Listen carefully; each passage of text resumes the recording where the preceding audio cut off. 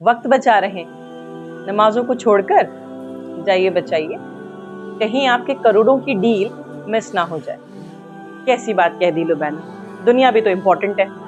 हाँ है, हाँ बिल्कुल है, ताना थोड़ी मार रही हूँ, क्योंकि इसी दुनिया के ऊपर डिपेंड करती है हमारी आखिरत। अब ये सुनते जाइए कि जिस नमाज को छोड़कर के हम अपना वक्त बचा रहे हैं, उसी नमाज का हिसाब किताब सबसे पहले होगा क़यामत के दिन। सुनन नसाई हदीस नंबर 467, तिरमिज़ी हदीस नंबर 413। आइए अब इस नमाज की अहमियत को समझते हैं। अल्लाह ताला ने कुरान के अंदर सूरह निसा में आयत नंबर 102 के अंदर फरमाया, जंग की हालत में एक सफ पहरा देगी, यानी प्रोटेक्ट करेगी उन लोगों को, उस सफ को जो सजदा कर रही है। बाद में जो सफ सजदा कर चुके वो आके प्रोटेक्ट करेगी उनको जो सफ पहले उनकी हिफाजत कर रही है।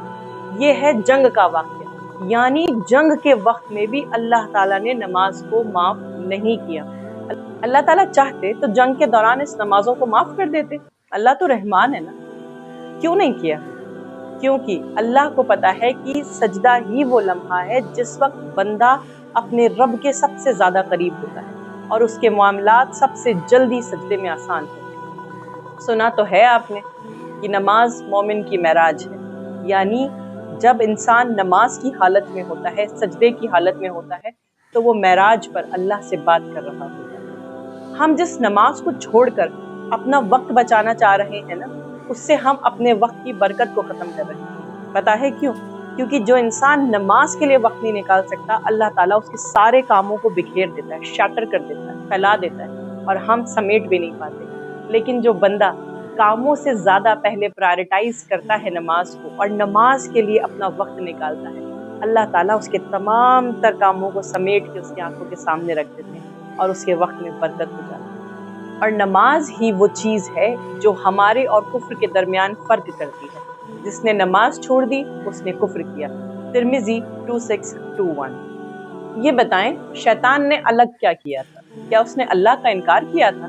नहीं, उसने भी सजदे का इनकार किया था और वो हो गया शैतान, यानी अल्लाह की कुल रहमत से महरूम। और हम दिन भर में कितनी नमाजों का इनकार करते हैं, इसका जायज़ा आप और मैं बखूबी ले सकते हैं। हमारी नमाजों में से खुशो खुजू कहाँ चला गया, हमारा फोकस कहाँ चला गया, हमारा दिल क्यों नहीं लगता नमाजों में, इन सब के बारे में हम बात करेंगे किसी और वीडियो के अंदर। आज समझते हैं पहले सजदे की अहमियत। सजदा वो मकाम है जहाँ पर अल्लाह थकी हुई रूह को अपनी रहमत के आगोश में ले लेता है। और ये सजदा सिर्फ जिस्म का झुकना नहीं है, ये रूह का एतराफ़ है कि ए मेरे अल्लाह, मैं कुछ भी नहीं पर मेरा रब तू सब कुछ है। और सजदा ही वो लम्हा है जिसमें बंदा दुनिया से थक करके, हार करके अपने दुखड़े अल्लाह के आगे रोता है और उससे मदद मांगता है।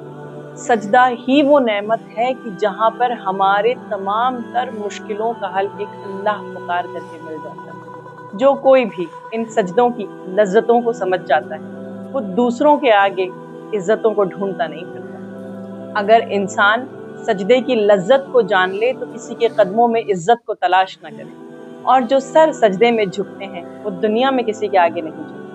और सजदा वो जगह है जहाँ पर बंदे की आंखें बंद होती हैं लेकिन अल्लाह फिर भी नजर आ रहा होता है। तो अब हमें डिसाइड करना है कि हमें नमाजों को छोड़ के अपना वक्त बचाना है या नमाजों को पढ़ करके अपने वक्त की बरकत को बढ़ाना है। Decision is yours.